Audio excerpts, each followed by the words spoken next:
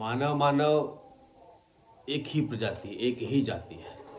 क्योंकि आप मानव को देख कर के भारतवर्ष में जो मानव होते हैं वो अलग अलग जाति के होते हैं।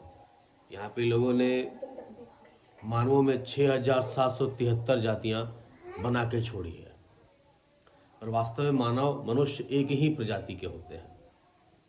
आप किसी मनुष्य के मल को देखकर ये नहीं बता पाएंगे कि यह स्वर्ण का मल है और यह शूद्र का मल है। लेकिन आप हाथी का मल देखिए, घोड़े का मल देखिए, कुत्ते का मल देखिए, इसको देख करके आप पहचान जाएंगे कि ये मल हाथी का है, ये घोड़े का है, ये कुत्ते का है, ये बकरी का है, ये गाय का है। दूसरी बात ये भी है, अगर स्वर्ण और अवर्ण के पुत्र पुत्रियों के विवाह कर दी जाए तो उससे बच्चे पैदा होंगे, संतान जो पैदा होंगे वो मानव ही होगा। इससे पता चलता है कि मनुष्य एक जाति है, इसको अलग अलग जातियों में बांटा गया है। ये साजिश है, शोषण करने का तरीका है। लेकिन आप सोचिए, अगर आप हाथी और कुत्ता में विवाह करा दें, बकरी और सूअर में विवाह करा दें, तो कोई संतान उत्पन्न नहीं होगा।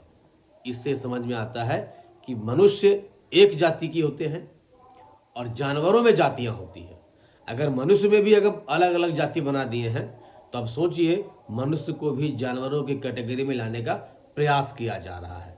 गहराई से मेरी बातों को समझिए, इसको अन्यथा मत लीजिए। मनुष्य, धरती पे जितने सारे मनुष्य हैं उसकी एक ही जाति है, और मनुष्य के द्वारा मनुष्य एक ऊंची जाति के मनुष्य और नीची जाति के मनुष्य, काले मनुष्य, गोरे मनुष्य, अमीर मनुष्य, गरीब मनुष्य में विवाह करा दीजिए तो बच्चा हो जाएगा।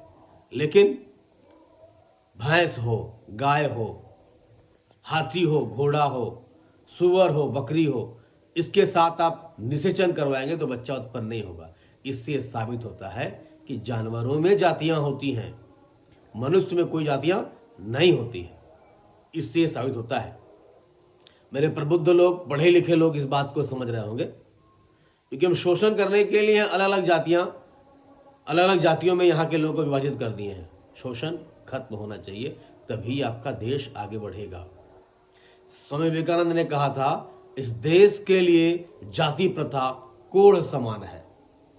लेकिन यहाँ के विद्वानों ने आज तक इस बात को नहीं समझा। जैसे आप समझ जाएंगे, देश विकास करने लगेगा, आगे बढ़ने लगेगा। जापान के लोगों ने इस बात को समझा, वहाँ भी बातें थी, स्वर्ण और अवर्ण वाली बातें थी। समुराय जाति के लोगों ने त्याग किया और आज जापान में जाति प्रथा नहीं है और जापान एक विकसित राष्ट्र है। आइए इस देश को आगे बढ़ाने के लिए जाति प्रथा, छुआछूत, भेदभाव को खत्म करें।